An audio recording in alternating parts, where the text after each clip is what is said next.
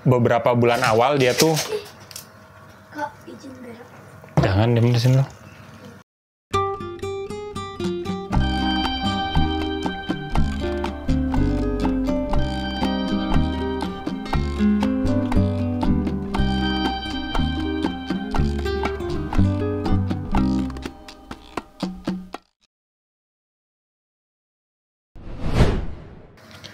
Halo, jumpa lagi dengan saya Diko, Aldi, dan juga Buna di Sawan Sayangi Hewan. Kali ini saya ingin membahas tentang gimana sih cara memilih baby musang yang bisa gemuk ya. Karena di kolom komentar itu banyak yang nanya gimana sih cara membesarkan musang saya yang sebelum sekarang ini ya. Ini kan yang sekarang namanya Buna, sebelumnya saya punya musang pandan Bim Bim yang besar itu. Tapi dia udah meninggal sih kan. Setahun yang lalu. Banyak yang bertanya gimana sih cara memilih baby musang biar bisa gemuk kayak si Bim Bim itu ya. Dan kalau bisa milihnya itu dari baby. Oke, nggak usah lama lagi, ayo kita bahas tentang hal ini. Kalau beberapa faktor atau tanda-tanda cara memilih baby musang yang gemuk ini berdasarkan pengalaman pribadi saya ya. Jadi mungkin antara saya sama orang lain tuh beda kan. Nah, ini buat nambah-nambah referensi aja ya. Kalau misalnya Gan mau lebih jelas, mungkin bisa tanya expert komunitas musang gitu. Biasanya kan banyak yang pinter-pinter. Nah, itu lebih aman sih Gan. Kalau ini berdasarkan pengalaman pribadi saya ya kan. Karena sebelumnya kan saya milih Bim Bim itu dia tuh gampang gemuknya Gan. Cuma musang saya yang sekarang si Buna, nah ini cenderung bodinya tuh lebih lurus gitu loh, nggak terlalu gemuk. Nah setelah saya perhatikan itu ada beberapa tanda yang berbeda ya Gan. Dan saya juga ngeliat-ngeliat di grup pecinta musang. Nah saya punya kurang lebih 5 ya Gan, tanda-tanda baby musang yang akan kita beli itu bisa gemuk Gan. Saya mulai dari yang pertama ya.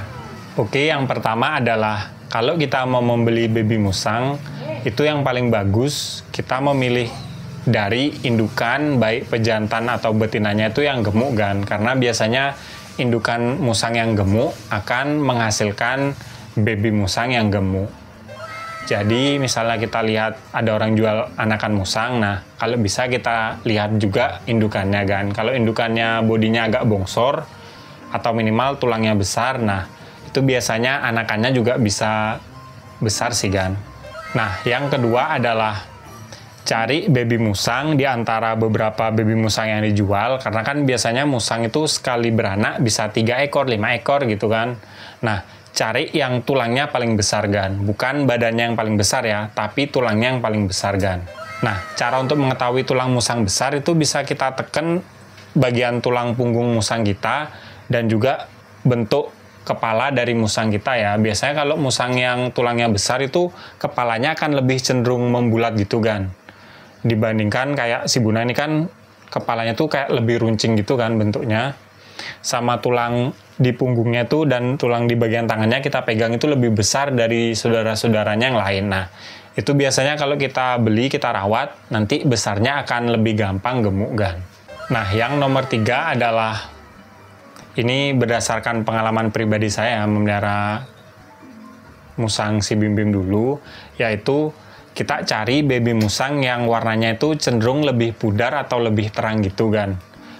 Karena itu biasanya akan lebih gampang gemuk dibandingkan musang yang warnanya lebih kontras atau lebih gelap kan. Ya bisa contoh kayak si Bim Bim itu kan warnanya lebih terang kan. Itu banyak sih orang-orang pas saya ngupload video tentang Bim Bim dia tuh nanya, ini kayaknya musang lawu ya mas gitu. Tapi saya nggak paham sih kan. Mungkin ada salah satu jenis lokaliti musang pandan, yaitu musang pandan lawu. Itu terkenal badannya mungkin lebih bongsor ya. Nah itu terlihat dari warna bulunya yang lebih abu-abu, lebih terang, lebih pudar dibandingkan musang saya yang saya pelihara sekarang kan, si Buna. Nah ini kan warnanya lebih gelap ya.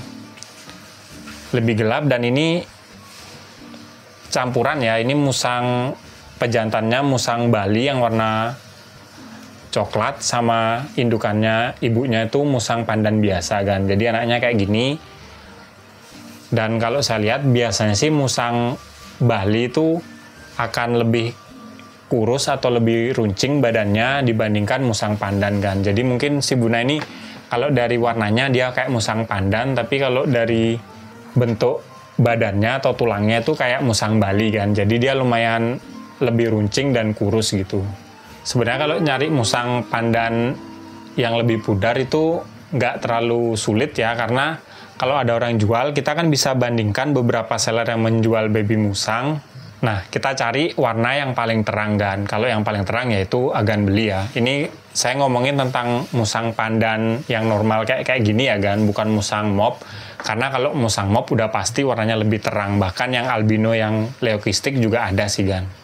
Nah, yang keempat adalah kita cari baby musang yang makannya itu nggak rakus-rakus atau pilih-pilih ya. Karena biarpun misalnya jenis baby musang yang rakus itu bukan jenis yang gampang gemuk, tapi kalau makannya rakus itu kan bisa kita buat badannya itu ya agak gemuk atau agak semok gitulah.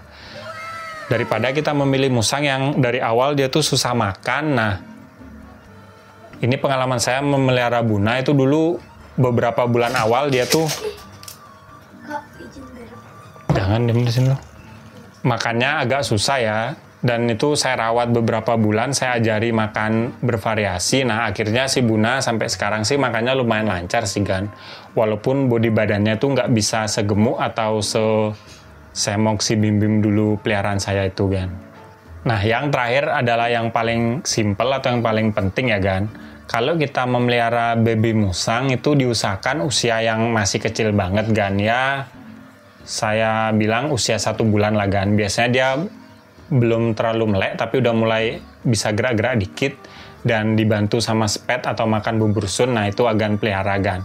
Karena kalau musangnya masih baby itu bisa kita latih biar makanannya bervariasi dan juga rakus.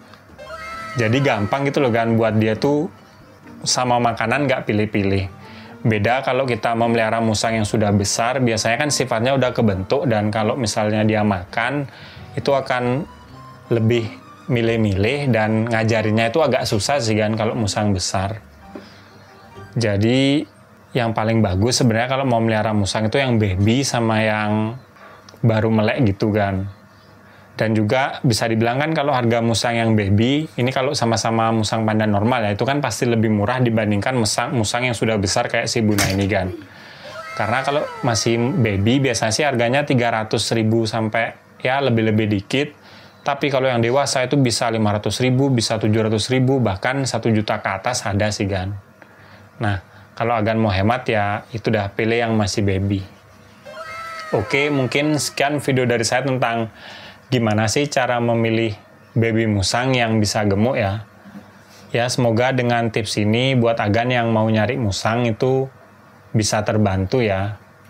Dan kalau misalnya agan punya tanda-tanda yang lain musang yang calon-calon yang bisa gemuk yang nggak saya sebutin di video ini, tulis saja di kolom komentar kan, kita diskusi bareng dan belajar bareng ya.